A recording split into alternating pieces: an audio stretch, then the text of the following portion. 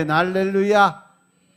오늘 하나님 말씀 요한복음 3장 1절부터 7절의 말씀입니다. 요한복음 3장 1절부터 7절의 말씀. 바리새인 중에 니고데모라 하는 사람이 있으니 유대인의 관원이라. 그가 밤에 예수께 와서 가로되 랍비여, 우리가 당신은 하나님께로서 오신 선생인 줄 아나이다. 하나님이 함께 하시지 아니하시면 당신의 행하시는 이 표적을 아무라도 할 수 없음이니이다. 예수께서 대답하여 가라사대 진실로 진실로 내게 이르노니 사람이 거듭나지 아니하면 하나님 나라를 볼 수 없느니라. 니고데모가 가로되 사람이 늙으면 어떻게 날 수 있삼나이까? 두 번째 모태에 들어갔다가 날 수 있삼나이까? 예수께서 대답하시되 진실로 진실로 내게 이르노니 사람이 물과 성령으로 나지 아니하면 하나님 나라에 들어갈 수 없느니라. 육으로 난 것은 육이요 성령으로 난 것은 영이니 내가 내게 거듭나야 하겠다 하는 말을 기이 여기지 말라. 아멘. 할렐루야. 우리 하나님 참 좋으신 하나님이십니다. 지금 이 시간 하나님의 은혜와 평강이 여러분들과 여러분의 가정과 직장과 사업장 그리고 여러분들의 자녀들까지 하나님의 은혜가 흐르고 넘치도록 채워지길 주의 이름으로 축원합니다. 자, 우리 따라합니다. 나는 예수님 안에서 모든 사람들을 이해하고 용서하고 사랑하겠습니다. 자, 우리 선포의 기도 드립니다. 나사렛 예수의 이름으로 명하노니 내 안에 가난의 영, 채무의 영은 떠나갈지어다. 내 앞에 하나님의 축복을 가로막는 모든 악한 영들은 속히 떠나갈지어다. 내 죄로 인하여 나를 떠나갔던 모든 영권, 인권, 물권은 속히 회복되어 돌아올지어다. 아멘. 우리 안에 모든 가난의 영, 채무의 영은 떠나간 줄로 믿습니다. 우리의 모든 빚은 다 탕감되어지는 줄로 믿습니다. 또한 하나님의 축복을 가로막는 악한 영들은 다 떠나가고 하나님이 주신 영권, 인권, 물권의 건세들이 다 회복되어 돌아온 줄로 믿습니다. 할렐루야. 이 시간 하나님께 영광을 드리는 귀한 시간 되시길 주의 이름으로 축원합니다. 오늘 요한복음 3장 1절부터 7절의 말씀 가지고 물과 성령으로 거듭난 사람이란 제목으로 말씀을 나누겠습니다. 따라합니다. 물과 성령으로 거듭난 사람. 물과 성령으로 거듭난 사람. 우리가 예수님을 믿는 그 믿음이라는 것을 볼 때 어떻게 보면 우리 삶 속에서 일어나는 어떤 혁명적인 삶이 아닐까?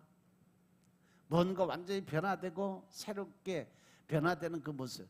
초창기 루터교 신자들은요, 믿음은 사람을 동요하게 만든다라고 말을 했어요. 그런데 요즘에 보면 믿음으로 의롭게 된다는 루터의 교리가 조금 많이 변질이 됐어요. 세대화됐죠. 세상과 이렇게 합체되는 그러한 믿음으로 바뀌어가고 있어요. 사도 바울과 루터가 말한 믿음은 아주 혁명적인 것이었어요. 오직 예수, 오직 한 길이었죠.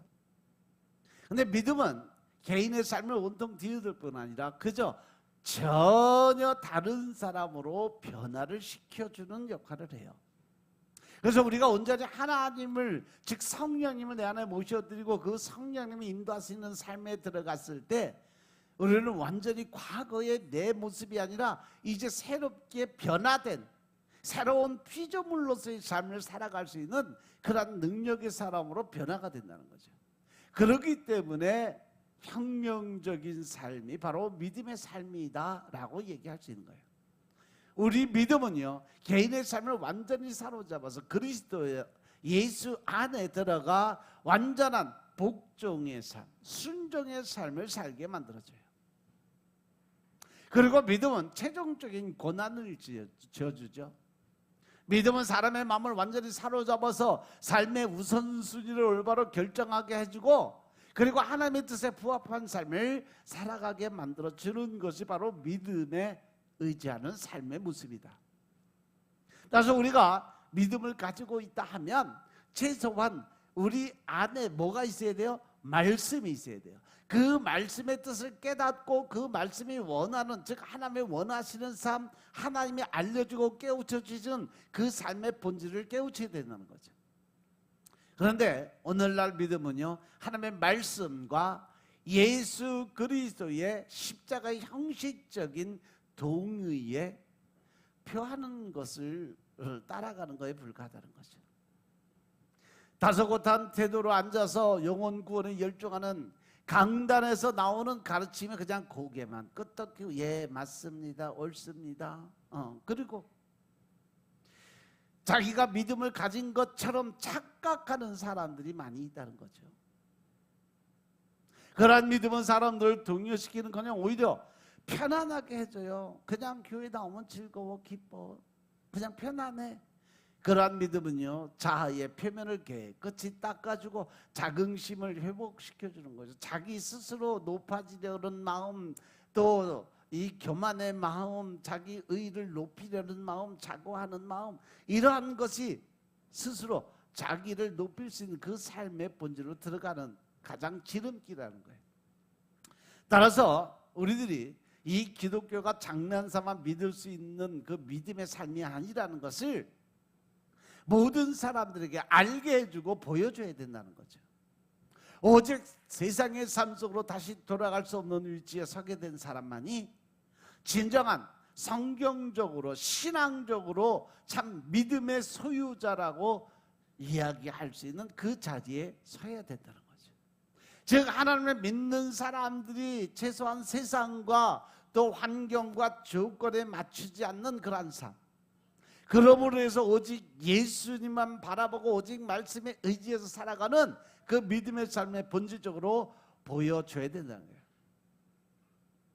그래서 우리가 믿음의 사람이라는 것이 제일 먼저 행해야 될 것이 뭐냐? 바로 순종하는 삶이 되어야 된다.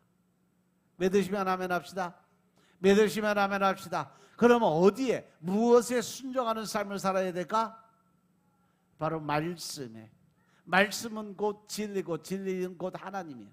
진리는 곧 말씀이고 말씀은 곧 하나님이다. 우리가 진리를 믿는 믿음을 가지고 하나님을 믿는 믿음을 가지고 그 말씀에 순종할 때 우리는 온전한 믿음의 사람들로 인정받을 수 있다는 사실 명심하시기 바랍니다. 저는 요즘에 이 강단에서 쏟아지는 복음주의, 그리스도인들이 전하고 받아들이는 짜 맞추시는 식으로 지식적인 믿음의 교리를 아주 심각하게 고민을 할 수밖에 없어요. 어느 날 갑자기 그런 생각이 들더라고요. 과연 이 많은 1000만 명, 1200만 명, 지금 뭐 880만에서 조금 많이 늘었어요. 코로나 이후에 한 1100, 1200까지 이제 왔는데, 과연 이 1200만 명 중에 천국에 가실 분들이 몇 분이나 될까?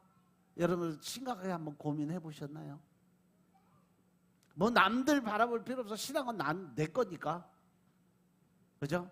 신앙은 내 거예요. 누가 뭐라고 해도 상관이 없다는 거죠. 그러면 말씀의 거울을 비춰놓고 볼 때 과연 나는 천국 사람일까? 아니면 먹이 새끼일까? 지옥에 가는 삶을 살아가고 있을까? 천국을 향해 달려가고 있을까? 천국에 갈 수 있는 조건은요, 말씀에 수도 없이 많은 방법들을 기록해 놨어요. 과연 나는 그 중에 어떠한 길을 지금 택하고 걸어가고 있을까? 한번 잘 돌아보시기 바랍니다. 아멘. 따라서 믿음이라는 건 우리가 사실로 알고 있는 진실의 문을 인정하는 것이 아니에요. 이성에 근거한 믿음도 물론 지식적으로 아는 믿음도 믿음이에요. 하지만 결코 성경 하나님의 말씀하시는 믿음이라고 할 수는 없다는 거죠.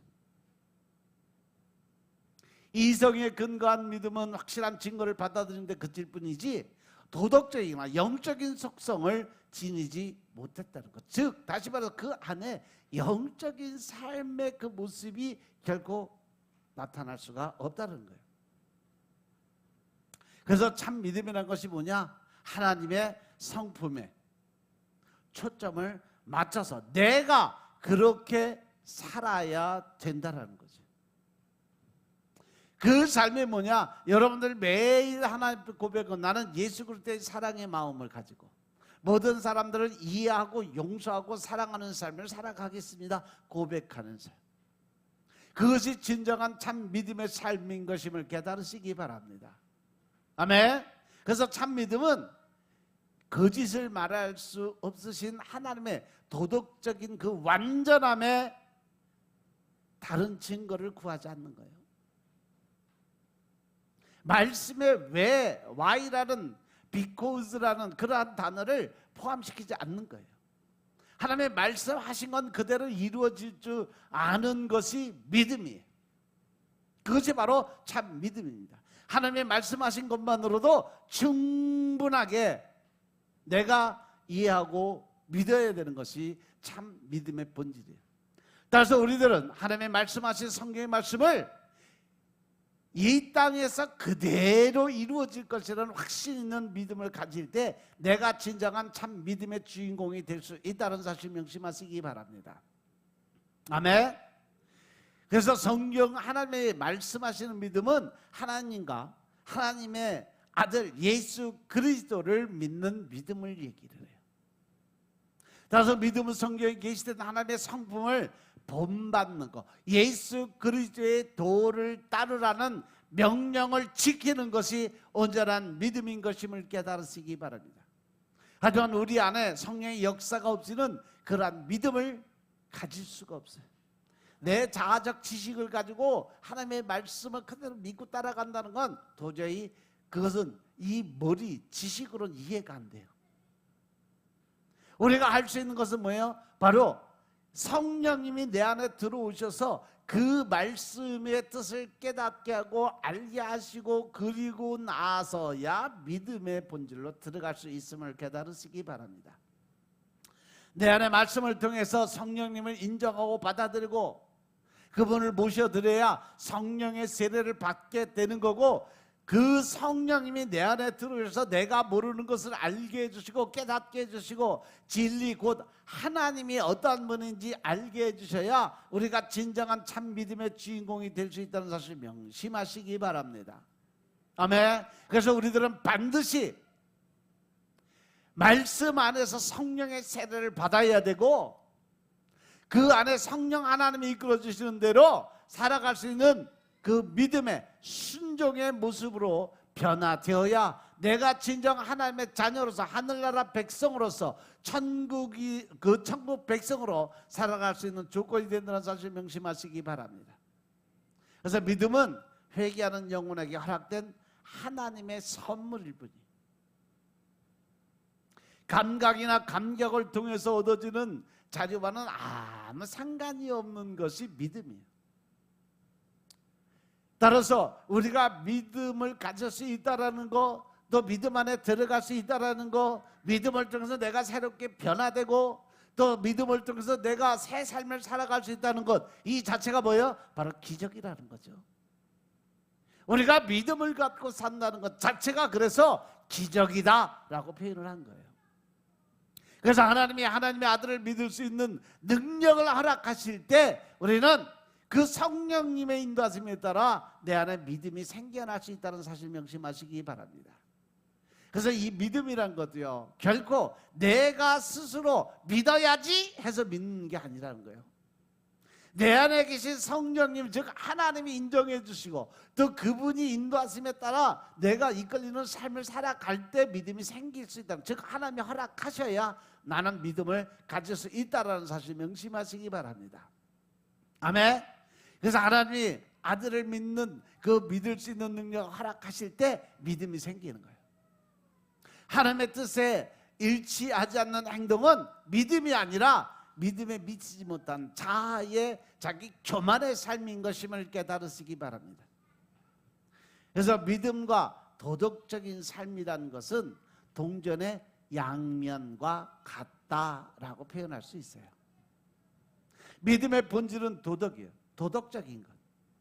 그리스도를 구세주로 믿는다고 말하면서도 예수님을 주님으로 알고도 그분의 말씀에 따라 순종하지 않고 복종하는 삶을 살아가지 않는 믿음은 결국은 불완전한 믿음이 되고 거짓의 믿음으로 나타날 수밖에 없다.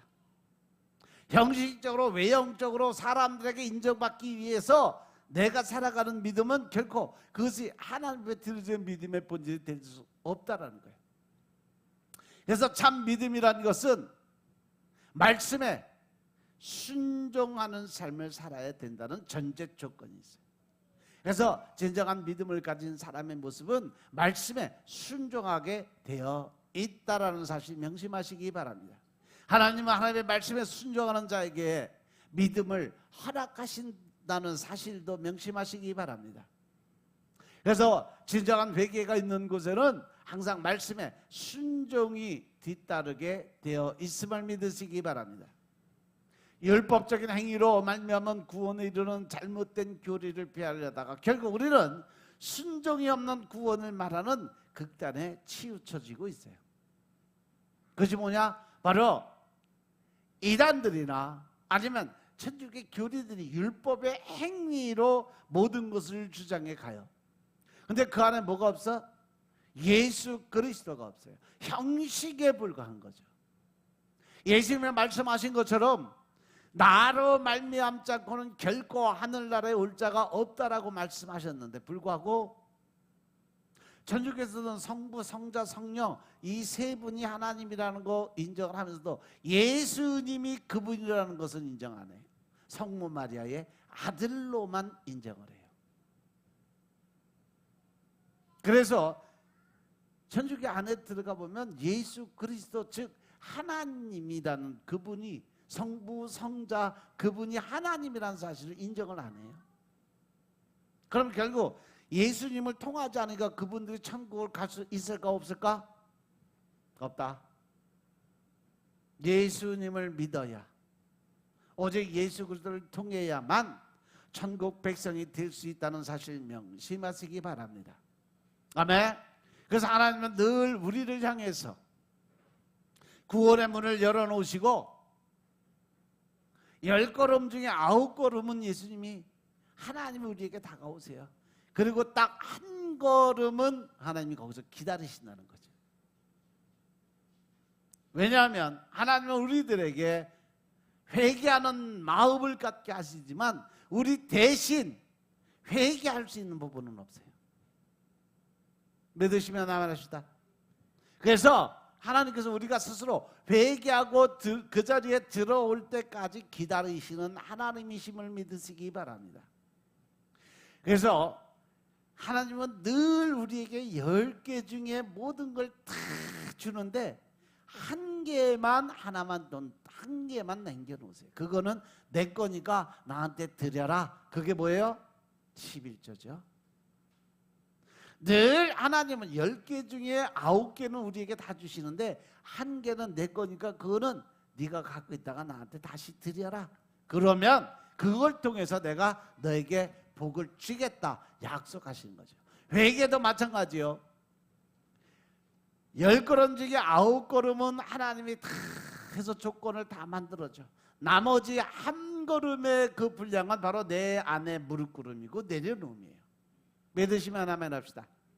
그래서 내가 무릎 꿇고 하나님 앞에 회개의 기도를 드려야만 진정 내가 하나님의 자녀로 구원의 반열로 들어갈 수 있다는 사실 명심하시기 바랍니다. 그런데 요즘에는요 세상을 버리지 않고서도 얼마든지 예수 그리스도를 영접할 수 있다고 믿는 신종 종교들이 많이 생겨나고 있어요.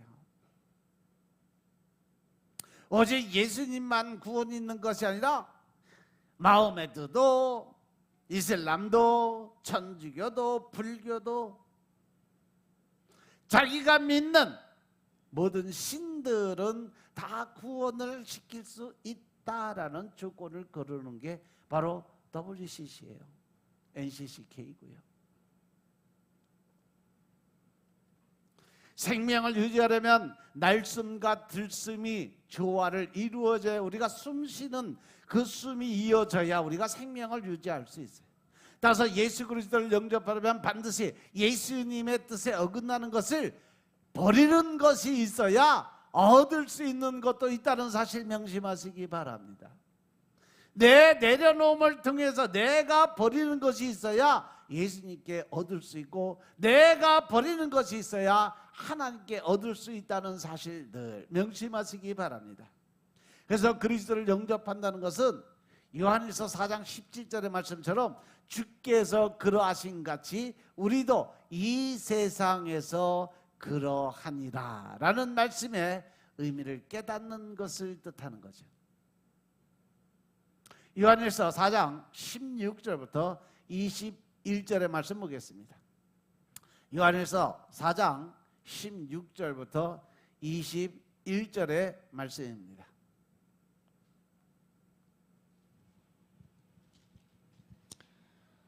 하나님이 우리를 사랑하시는 사랑을 우리가 알고 믿었노니 하나님은 사랑이시라. 사랑 안에 거하는 자는 하나님 안에 거하고 하나님도 그 안에 거하시느니라. 이로써 사랑이 우리에게 온전히 이룬 것은 우리로 심판날에 담대함을 가지게 하려 함이니 주의 어떠하심과 같이 우리도 세상에서 그러하니라. 사랑 안에 두려움이 없고 온전한 사랑이 두려움을 내어 쫓나니 두려움에는 형벌이 있음이라. 두려워하는 자는 사랑 안에서 온전히 이루지 못하였느니라. 우리가 사랑함은 그가 먼저 우리를 사랑하셨음이라. 누구든지 하나님을 사랑하노라 하고 그 형제를 미워하면 이는 거짓말하는 자니 보는 바 그 형제를 사랑치 아니하는 자가 보지 못하는 바 하나님을 사랑할 수가 없느니라.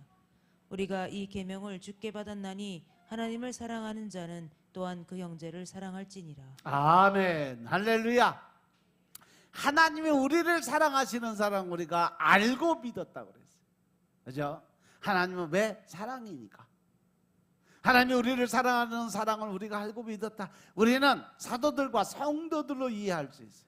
로마서 5장 8절에 보면 우리가 아직 죄인 되었을 때에 예수 그리스도께서 우리를 위해서 죽으심으로 하나님께서 우리에 대한 자기의 사랑을 확증적으로 보여주셨다라고 기록을 해놨어요.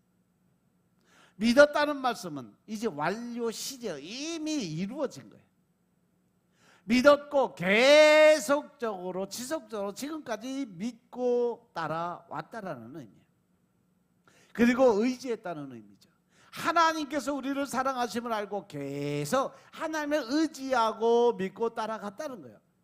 사도 요한은 확신을 가지고 다시 한번 강조를 합니다. 하나님은 사랑이시니까.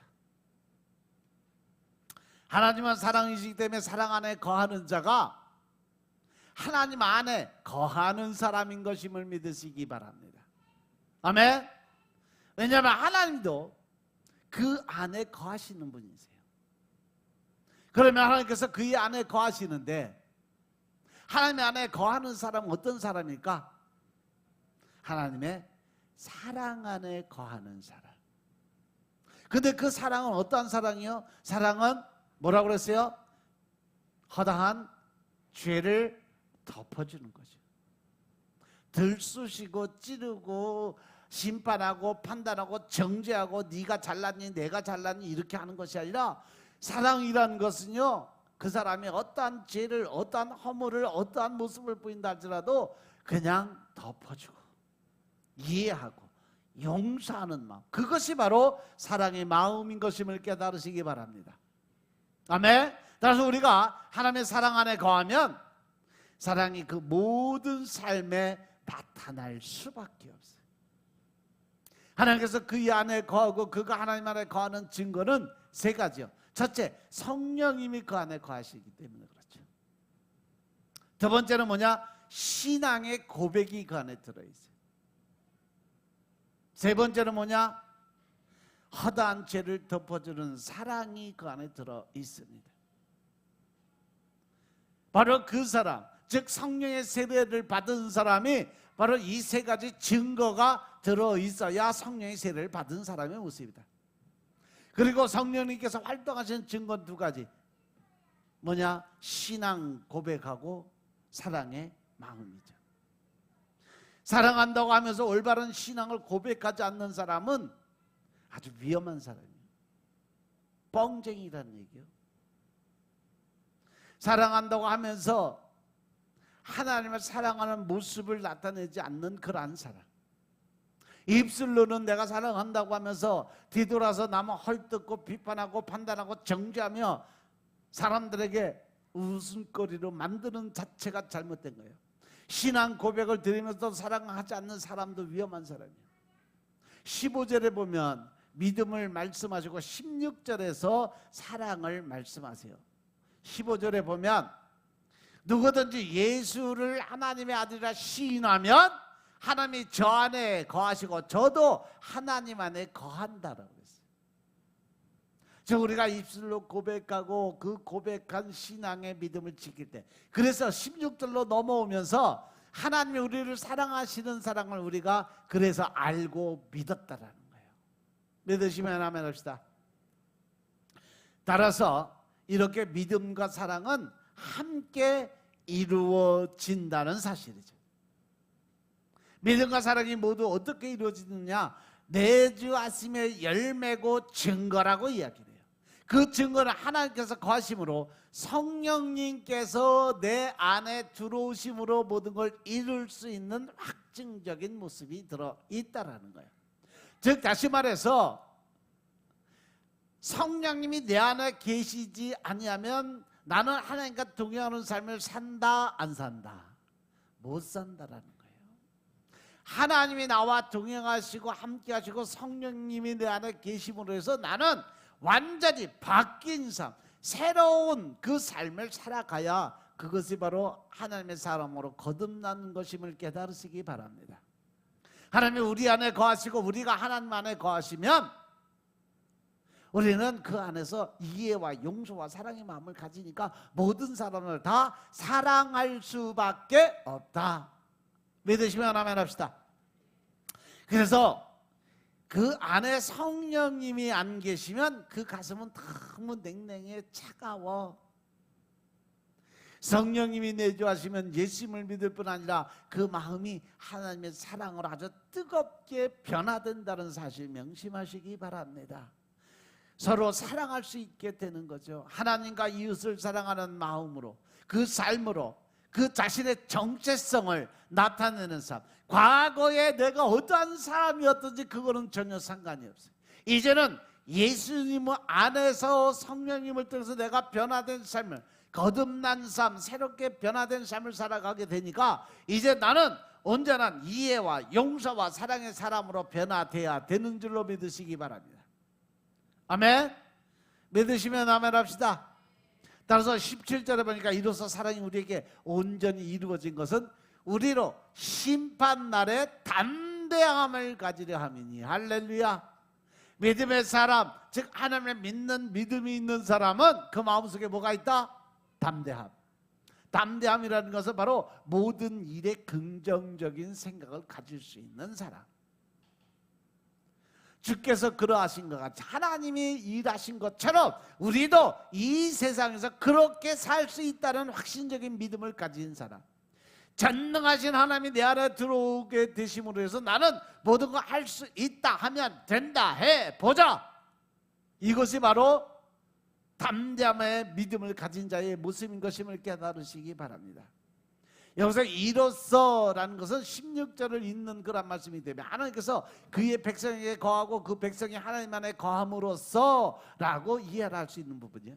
사랑이 우리에게 온전히 이루어진다라고 이야기를 했습니다. 12절에 보면요, 그의 사랑이 우리 안에 온전히 이루어진다라는 말씀하신 것이 바로 16절에서 이루어지는 거예요. 그리고 17절부터 21절의 말씀은 온전한 사랑을 말씀하시는 거예요. 하나님의 사랑은 완전한 사랑인 것임을 믿으시기 바랍니다. 아멘. 그 하나님의 사랑이 성도들 안에서 일을 하기 시작을 해요. 그러면 성도들의 사랑이 성숙하게 자라나게 돼 있어요. 하나님께서 우리와 함께 하시면서 우리의 사랑이 온전해지도록 일하시는 하나님이심을 믿으시기 바랍니다. 그래서 하나님과 함께하는 삶을 살면 점점 우리가 신앙의 성숙을 이루어가는데 그 사랑의 성숙함이 우리 믿음 안에서 말씀과 함께 나타나야 될 줄로 깨달으시기 바랍니다. 그러면 사랑이 우리에게 온전히 이루어진 것은 어떤 의미를 가질까? 바로 마지막 때에 마라나타 주님이 오시옵소서, 마지막 때에 우리는 늘 담대함의 믿음을 갖고 나아갈 수 있다는 거죠. 요한 1서에 이 외에도 담대함이 3번 더 언급이 되는데 2장 28절, 3장 21절, 5장 14절의 담대함은 18절의 두려움과 반대되는 그러한 그 담대함이에요. 사랑하는 우리가 예수 그리스도 안에서 구원받았음을 확신하게 해요. 담대함의 근거는 예수 그리스도 안에 들어가서 받은 구원의 믿음의 확신을 갖는 것이 바로 담대함인 것임을 깨달으시기 바랍니다. 사랑하는 우리가 구원받은 백성임을 증거하는 거예요. 그래서 심판날에 담대하게 설 수 있도록 해주는 것이 바로 하나님의 사랑이란 것임을 믿으시기 바랍니다. 그래서 주께서 그러하신 것 같이 우리도 이 세상에서도 그러하니라 라고 이야기를 하는 거예요. 주께서 그러하시다는 것은 그리스도께서 사랑하심과 같다는, 주께서 우리를 사랑하신 것 같이 우리도 성령님의 인도하심을 받고 믿음의 담대함이 생기면 그 안에서 예수님이 우리를 사랑하신 것 같이 우리도 다른 사람을 사랑할 수 있는 믿음의 행위를 보여라 라고 말씀하시고 계심을 깨달으시기 바랍니다. 그 사랑을 하나님께서 우리 안에 거하신다는 강력한 반증이다 라고 말씀하시는 거예요. 그리스도께서 사신 것 같이 우리도 그렇게 살기에 예수님을 점점 닮아가는데 하나님의 사랑이 우리 삶 속에서 완성되어 가는 거예요. 사랑의 목표, 사랑의 표준은 바로 오직 예수 그리스도 한 분이심을 믿으시기 바랍니다. 그래서 18절 보니까 사랑 안에 두려움이 없고 온전한 사랑이 두려움을 내어 쫓나니, 할렐루야. 두려움에는 형벌을 받기 때문에. 디모데후서 1장 7절에 보니까 하나님이 우리에게 주신 것은 두려워하는 마음이 아니요 오직 능력과 사랑과 절제하는 마음이다. 할렐루야. 이 안에 성령의 9가지 열매가 다 들어있음을 믿으시기 바랍니다. 능력과 사랑과 절제, 이 참된 사랑으로 우리는 구원을 확신할 수 있다는 거죠. 이것은 경외심이 없어야 한다는 의미가 아니라 두려움이 없어진다는 의미예요. 즉 세상에 마귀 사단에 어떠한 공격이 와도 어떠한 시험과 연단이 들어와도 절대 두려워하거나 또 무서워하지 아니하고 내 안에 계신 성령님이 나와 함께 하심으로 인해서 나는 이 모든 문제 해결할 수 있다, 넘어갈 수 있다. 장사가 안 돼도 하나님이 일하시면 때가 되면 반드시 내가 일어서리라, 반드시 내가 다시 일어서리라 확신의 믿음을 가지고 담대하게 나아갈 때 하나님의 능력이 나타날 수 있다는 사실 명심하시기 바랍니다. 하나님의 사랑으로 구원받았음을 확실한 믿음을 가지면 하나님은 반드시 그 믿음을 보고 모든 일을 행하시는 하나님이신 것을 믿으시기 바랍니다. 따라서 이 말씀은 하나님의 심판에 대한 두려움이 없다는 뜻이에요. 왜? 세상에 대한 두려움이 없어지니까 믿음의 담대함이 생기는 것이고, 그 믿음의 담대함이라는 것은 바로 하나님의 뜻대로 내가 생활하고 있기 때문에 나중에 예수님이 다시 온다 할지라도 난 절대 두려워하거나 떠는 마음이 없어지고 당당하게 하나님 앞에 설 수 있는 조건을 살았다는 얘기예요. 믿으시면 하나만 합시다. 그래서 죄책감으로 인해서 하나님의 형벌을 받는다는 두려움이 없어진다는 거예요. 요한복음 5장 24절에 보면 내가 진실로 너희에게 이르노니 내 말을 듣고 또 나를 보내신 이를 믿는 자는 영생을 이미 얻었다. 할렐루야. 그래서 이미 심판에 이르지 아니하고 사망에서 생명, 즉 영원한 생명으로 이미 옮겨간 자들이다 라고 설명했어요. 하나님의 사랑을 받고 죄사함을 받은 사람에게 더 이상 관계가 없는 단어가 뭐예요? 형벌이라는 단어, 심판이라는 단어인 것임을 깨달으시기 바랍니다. 왜냐하면 두려워하고 있는 것은 이미 형벌을 받기 시작했다는 거예요.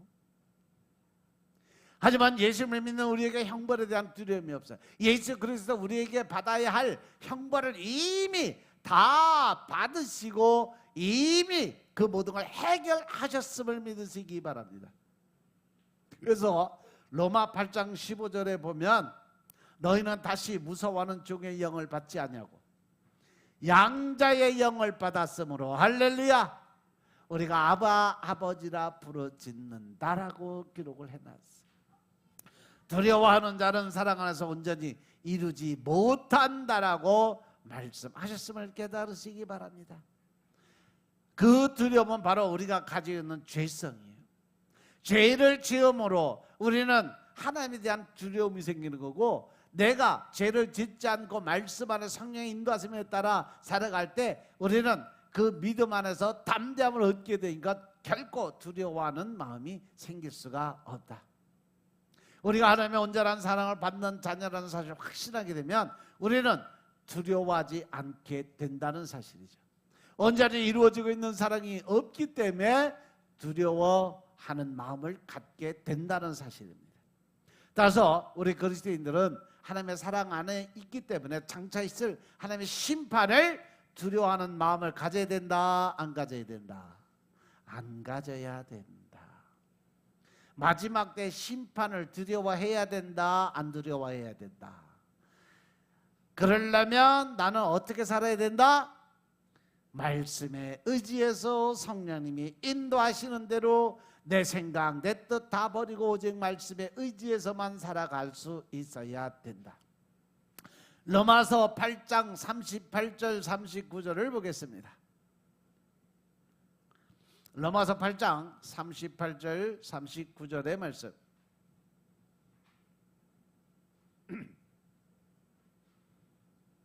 내가 확신하노니 사망이나 생명이나 천사들이나 권세자들이나 현재일이나 장래일이나 능력이나 높음이나 깊음이나 다른 아무 피조물이라도 우리를 우리 주 그리스도 예수 안에 있는 하나님의 사랑에서 끊을 수 없으리라. 아멘, 할렐루야. 하나님의 심판을 두려워하지 않는 그러한 믿음의 사람들은 사망이나 생명이나 천사들이나 권세자들, 현재나 장래일이나 어떠한 능력의 높음이나 기쁨이나 다른 어떠한 피조물이라도 우리를 우리 주 그리스도 예수 안에 있는 하나님의 사랑에서 끊을 수 없다는 확신의 믿음을 가졌기 때문에 우리는 두려워하는 마음이 없어지고 담대함의 믿음이 생길 수 있다. 아멘. 그리고 19절에 보니까 우리가 사랑하면 그가 먼저 우리를 사랑했다 그랬어요. 하나님이 우리를 사랑했다라고 말씀하세요. 하나님이 우리를 먼저 사랑한다는 것은 형제와 이웃을 사랑하는 것 모두를 포함된다는 사실 명심하시기 바랍니다. 우리의 사랑은 하나님으로부터 오는 거죠. 그래서 우리가 먼저 우리를 사랑하셨다라고 말씀해요. 진정한 사랑은요, 우리의 자아에서 나올 수는 없어요.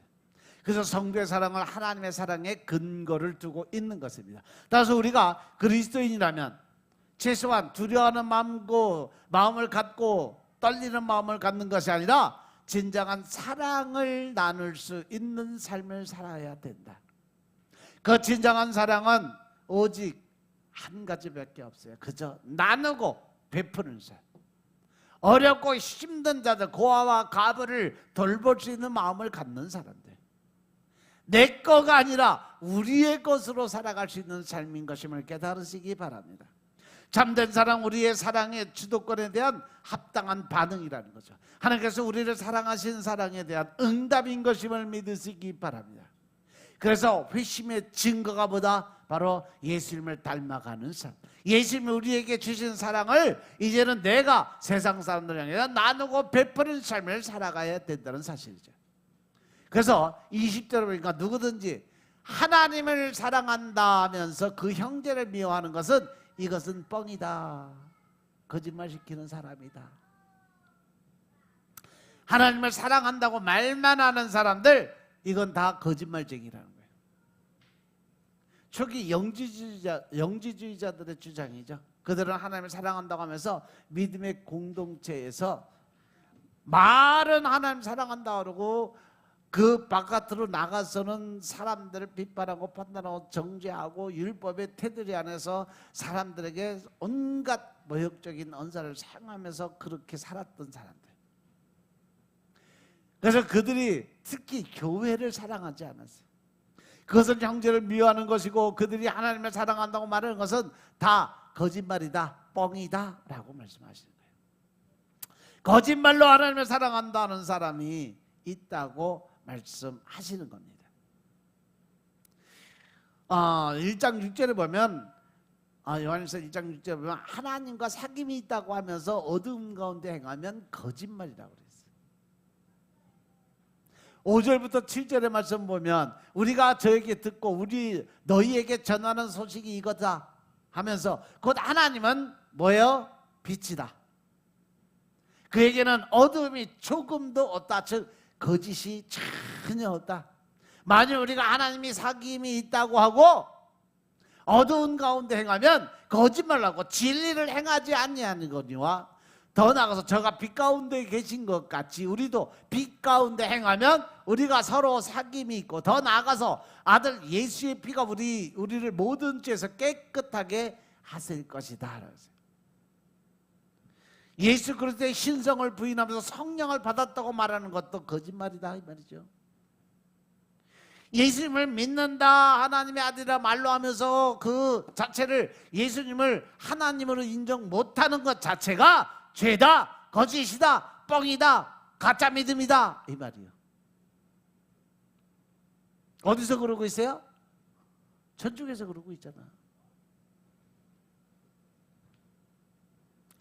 요한일서 2장 4절 5절 말씀은 저를 아노라 하고 그의 계명을 지키지 아니하는 자는 거짓말하는 자요 진리가 그 속에 있지 않다. 제칠 안 시켜도 그래요. 율법 위주죠. 이 예수 그리스도를 인정을 안 해요.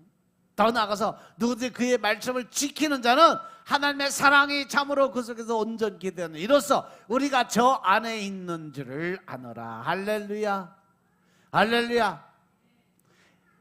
이제 형제를 미워하면서 하나님을 사랑한다는 말하는 것도 거짓말이다. 요한일서 4장 20절 21절 말씀 보니까 누구든지 하나님을 사랑하고 사랑한다고 하고 그 형제를 미워하면 이것은 거짓말하는 자니 보는 바 그 형제를 사랑하지 아니하는 자가 보지 못하는 바 하나님을 사랑할 수 없느니라. 할렐루야. 우리가 이 계명을 주께 받았나니 하나님을 사랑하는 자는 또한 그 형제를 어떻게 해라? 사랑해라. 할렐루야. 이것이 요한일서에 나오는 3대 거짓말이라고 그래요. 갈비는 하나님을 사랑한다고 하면서 자기 눈앞에 있는 하나님의 형상을 무시하는 것 자체가 교만이다. 그럼 하나님의 형상이 누구요? 상대방 사람이죠. 사람을 무시하는 것. 모든 사람들은 하나님의 형상대로 지음을 받은 사람이요? 아니요? 받은 사람이요? 아니요? 왜 대답이 없어? 모든 사람들은 하나님의 형상대로 지음을 받은 사람이요. 근데 하나님을 사랑한다고 하면서 눈앞에 있는 하나님의 형상을 무시하는 것 자체가 교만이다. 하나님을 무시하는 것 똑같다. 눈에 보이는 형제를 사랑하지도 않으면서 보이지 않는 하나님을 사랑한다고 말하는 것이 거짓말이다 이 말이죠. 근데 사랑을 말할 때 인류를 말하는 사람들이 참 많아요. 하지만 사도 요한은요, 눈앞에 있는 형제와 교회를 사랑해야 그 사랑이 진정한 사랑이라고 이야기를 합니다. 지금 눈앞에 보이는 형제도 사랑하지 못하고 보이지 않는 그 하나님을 어떻게 하나님을 사랑한다고 말할 수 있다는 것이라는 거죠. 하나님과 함께 사는 사람은 시간이 가면서 교회에 대한 사랑이 더 풍성해져야 된다는 사실 명심하시기 바랍니다. 21절에 보니까 우리가 이 계명을 주께 받았나니 하나님을 사랑한 자는 또한 그 형제를 사랑할지니라. 할렐루야. 사도 요한은 이 사랑의 계명을 주께 즉 예수 그리스도께 받았다라고 설명을 해요. 마태복음 22장 37절부터 40절 이 말씀이 요한복음 13장 34절을 생각하면서 기록해 놓은 것 같아요. 하나님의 사랑하는 자는 그 형제를 사랑해요. 사랑은 최고의 법입니다. 하나님의 뜻은 우리가 서로 사랑함으로 하나님의 사랑을 그대로 나타내 보여줘야 된다. 즉 반사요, 반사. 말씀의 그 행위가 내 모습을 통해서 나타나는 것이 반사요. 하나님이 하신 걸 내가 그대로 따라가는 것, 이것이 바로 사랑의 표징인 것임을 깨달으시기 바랍니다. 교회에 속한 사람들 가운데 시간이 오래 흘렀음에도 인색하고 자기밖에 모르는 사람이 얼마나 많은지 몰라. 내 뜻대로, 내 방법대로, 내 식대로. 왜 그럴까? 왜 사람들은 나이를 먹으면 먹을수록 자기 의가 더 강해지고 자기 방법이 더 옳다고 주장하고 나이를 먹은 만큼 왜 더 단단하게 굳어진 모습으로 살아갈 수밖에 없을까? 바로 하나님과 동행하는 삶을 살지 않기 때문에 그래요. 예수님의 마음을 갖지 않고 살아가기 때문에 그래요. 진리 안에 거하지 않기 때문에 그래요. 하나님과 함께 산다면, 성령님께서 인도하신 대로 산다면 우리는 점점 낮아지는 겸손한, 온유한, 그러면서 사랑을 점점 키워가는 삶을 살아야 된다. 이것이 바로 온전한 사랑으로 나아가는 길인 것임을 깨달으시기 바랍니다. 따라서 우리는 예수 그리스도의 친구를 우리의 친구로, 예수님의 원수를 우리의 원수로, 예수님의 길을 우리의 길로, 예수님의 고난을 우리의 고난으로, 예수님의 십자가를 나의 십자가로, 예수님의 생명을 우리들의 생명으로, 예수님의 미래를 나의 미래로 받아들일 수 있는 준비된 자가 되어야 된다는 사실 명심하시기 바랍니다. 아멘. 믿으시면 아멘 합시다. 온 세상에는 새 생명을 얻지 못하게 속이는 마귀의 계략이 곳곳에 부비트랩처럼 설치가 다 되어 있어. 언제든지 우리는 말씀을 떠나가서 자아가 살아나는 그 순간부터 이미 우리는 걸려 넘어질 준비가 되어 있다는 거죠. 제가 어렸을 때, 시골에 살 때 학교 다니면서 산 하나를 넘고 이 큰 냇가를 지나서 한참 가야 학교가. 근데 가면서 늘 하는 짓거리가 하나 있어요. 풀들 양쪽에 자라면 숨겨가서 그 가운데 이렇게 묶어놓고 서너 군데 묶어놓고 가. 반드시 거기 넘어지는 사람이 하나씩 꼭 있다니까. 나중에 회개했잖아. 그렇게 못된 습관을 가지고 있으면 안 된다 이 말이요. 우리가 언제든지 사단은요 그렇게 우리를 쓰러뜨리고 잡아뜨리려고 곳곳에 그러한 부비 트랩을 설치를 해놔요. 겉으로 나타나게 믿음으로 포장해서 겉으로는 아무런 위험도 없는 것처럼 보이지만 사실은 생명을 누리는 계책이 숨겨져 있다는 사실들 명심하시기 바랍니다. 그것을 하나 예로 들자면 바로 기도요. 하나님이 항상 기도에 응답하신다는 설명하기 위해서 승낙은 물론이고 거절도 응답이고 구하는 것과 다른 것을 허락할 수도 있다는 논리를 가끔 들어요. 그러한 논리를 설명하는 목사님들이 참 많아요. 그런데 그런 논리는 우리 기도가 나의 불순종 때문에 기도 응답을 받지 못하는데도 불구하고 마치 그렇지 않은 것처럼 하나님이 다른 방법으로 응답을 주는 것처럼 느끼게 함으로 인해서 기도드리는 사람의 체면을 세워주기 위한 아주 교묘한 말장난을 하는 그러한 사람들이 많이 있다라는 거죠. 내가 구하라고 원하는 것은요 하나님은 그대로 듣고 그대로 응답을 해요. 내가 그 응답을 못 받는 이유는 그 안에 내 뭔가 하나님의 원하는 뜻이나 하나님의 방법이 아닌 내 뜻과 내 식대로의 삶이 있기 때문에 하나님은 응답 안 하시는 거예요. 야고보서 3장의 말씀처럼 하나님은 그러잖아요. 내가 너희 기도를 듣지 못하는 것이라 너희가 기도를 드리지 않기 때문에 내가 기도를 못 들어주는 거고, 기도를 드려도 네 욕심 때문에, 네 욕심을 구하는 기도를 드리기 때문에 내가 기도 못 들어주니까 기도를 드려도 누구 방법으로? 하나님의 방법으로 기도 드려라 이 말이에요. 믿으시면 아멘 합시다. 믿으시면 아멘 합시다. 그래서 하나님께 기도드리면 두 가지 조건을 충족해야 돼. 첫 번째, 반드시 하나님의 뜻대로 기도를 드려야 된다. 명심하시기 바랍니다. 두 번째는 뭐냐? 반드시 하나님을 기쁘게 할 수 있는 삶을 살아야 된다. 하나님의 뜻대로 드리는 기도가 이루어지기 위해서는 하나님을 기쁘게 하는 행위적 믿음이 있어야 하나님의 응답이 떨어질 수 있다. 아멘.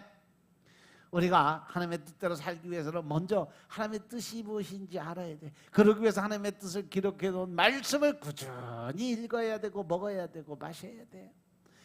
매일 육의 양식을 위해서 밥을 먹는 것처럼 하나님은 영이시니까 영적인 하나님과 영적인 회복을 위해서는요, 영적인 양식을 위해서 매일매일 말씀 먹는 훈련이 되어야 된다는 사실 명심하시기 바랍니다. 그리고 하나님을 기쁘게 해드리기 위해서 우리가 매일 하나님의 말씀을 읽고 듣고 그 말씀의 뜻대로 행함이 있는 믿음, 즉 하나님이 기뻐할 수 있는 믿음을 보여드려야 하나님의 응답이 떨어질 수 있다. 믿으시면 아멘 합시다. 하나님을 기쁘게 해드리는 삶, 그것이 바로 우리가 하나님을 준비해 놓으신 축복의 통로를 여는 열쇠인 것임을 믿으시기 바랍니다. 아멘. 오늘 이 예배를 드린 여러분들이 모두 다 영적인 회복을 위해서 하나님의 축복의 통로가 되시고, 더 나아가서 그 통로의 길을 여는 열쇠들이 되시길 주 이름으로 축원합니다. 기도드리겠습니다. 아버지 하나님 감사드립니다. 오늘도 아버지 하나님의 은혜 가운데 우리가 삶을 살아갈 수 있도록 주님이 축복하시고, 또 하나님의 뜻을 알고 깨닫게 하심으로 인해서 우리의 삶이 새롭게 변화되는 믿음의 삶을 살게 하시니 감사합니다. 매일매일 삶이 예수님을 닮아가는 삶을 살게 하옵소서. 성령님의 인도하심에 살아갈 수 있는 믿음의 삶을 살게 하여 주옵소서. 오직 믿음 안에서 성령님의 인도하심을 통해서 우리의 삶들이 완전히 변화되게 하여 주옵소서. 또한 우리가 내 생각과 내 뜻과 내 의를 드러내는 것이 아니라 오직 주님의 영광만을 위해서 살아갈 수 있도록 주님 축복하시고, 나는 죽고 내 안에 계신 예수님의 삶을 살 수 있도록 주님이 역사하여 주옵소서. 이 모든 말씀을 우리 주 예수 그리스도의 이름으로 감사드리며 기도드렸사옵나이다. 아멘. 우리 찬양 드리고 기도드리시겠습니다.